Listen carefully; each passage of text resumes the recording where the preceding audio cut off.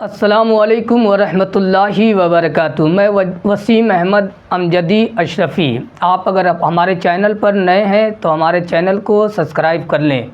برادران ملت اسلامیہ، صفائی آدھا ایمان ہے۔ اللہ کے رسول صلی اللہ علیہ وسلم نے فرمایا کہ صفائی آدھا ایمان ہے، اور ہر حال میں ہمیں صاف و ستھرا رہنے کی ترغیب اسلام نے دی ہے۔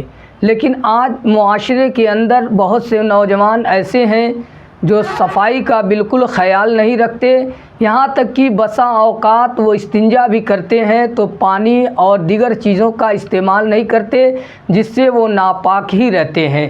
اور اصل یہ ہے، ہمیں ناپاک رہنے کی صورت میں بہت سی بیماریوں کا بھی سامنا کرنا پڑتا ہے، اور ناپاکی کے عالم میں اگر موت آ گئی تو سوچو ہماری موت کیسی ہوگی۔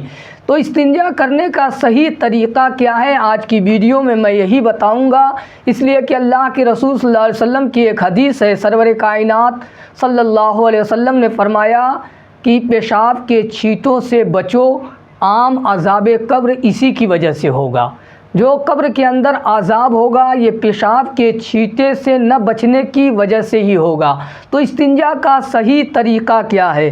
تو پیشاب کے بعد استنجا کرنے کا طریقہ یہ ہے کہ پاک مٹی یا کنکر پھٹے پرانے کپڑے سے پیشاب سکھائے، پھر پانی سے دھو ڈالے، اور اگر صرف پانی موجود ہے تو پانی سے بھی آپ جو ہے اس استنجے کی جگہ کو آپ دھو سکتے ہیں۔ اور پاخانہ کے بعد استنجا کرنے کا طریقہ یہ ہے کہ مٹی، کنکر یا پتھر کے 3، 5 یا 7 ٹکڑوں سے پاخانہ کی جگہ صاف کر لے، پھر پانی سے دھو ڈالے۔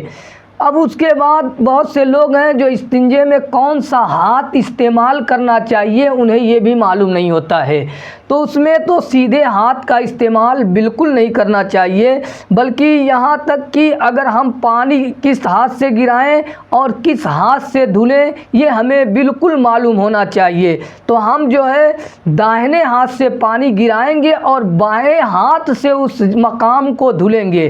اور اب ہے کس چیز سے استنجا کرنا منع ہے، یعنی کون ایسی چیز ہے جس سے استنجا کرنا یا استنجے کی جگہ کو صاف کرنا منع ہے؟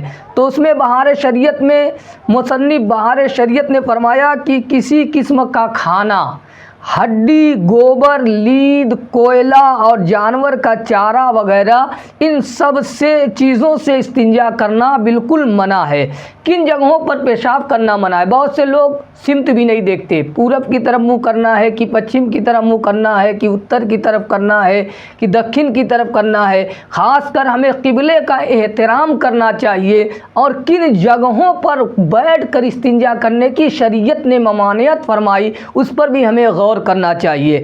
تو کنویں یا حوض یا چشمے کے کنارے، کنواں ہو یا کوئی حوض ہو یا پانی جاری پانی ہو جس کو چشمہ بولتے ہیں، جہاں سے پانی جاری رہتا ہے، بہتا ہے، اس میں استنجا کرنا بالکل منع ہے۔ پانی میں اگرچہ بہتا ہوا ہو اس میں بھی، اب گھاٹ وغیرہ جہاں لوگ نہاتے وغیرہ ہیں وہاں بھی استنجا کرنے سے منع کیا گیا ہے۔ پھلدار درخت ہے اور اس کے نیچے آپ پیشاب کر رہے ہیں، یعنی پھلا ہوا درخت ہے اس کے نیچے استنجا کرنا یہ بھی منع ہے۔ ایسے کھیت میں جس میں کھیتی موجود ہے، یعنی کہ اس میں مولی وغیرہ یا اور سبزیاں وغیرہ یا کوئی اور چیز لگائی گئی ہو جس میں پھل ہو یا پھول ہو یا فروٹ ہو، ایسے کھیتوں میں استنجا کرنے سے منع فرمایا گیا ہے۔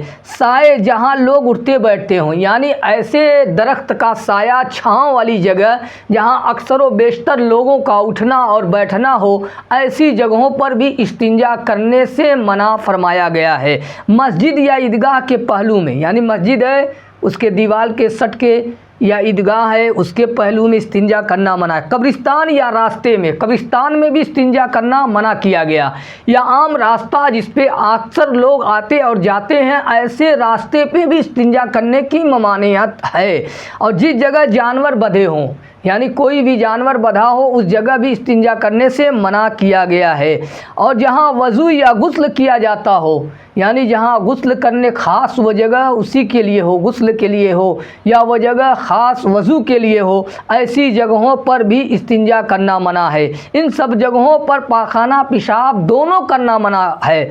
پاخانہ یا پیشاب کرتے وقت ہمیں اس بات کا خاص خیال رکھنا چاہیے کہ ہمارا منہ کدھر ہونا چاہیے۔ پاخانہ پیشاب کرتے وقت قبلہ کی طرف منہ یا پیٹھ کرنا منع ہے۔ ہمارے ملک میں اتر یا دکن کی جانب منہ کرنا چاہیے۔ بخاری شریف کے اندر یہ باتیں موجود ہیں۔ رب قدیر کی بارگاہ میں دعا ہے کہ ہم مسلمانوں کو صحیح طور پر استنجا کرنے اور پاک رہنے کی توفیق و رفیق عطا فرمائے۔ السلام علیکم ورحمۃ اللہ وبرکاتہ۔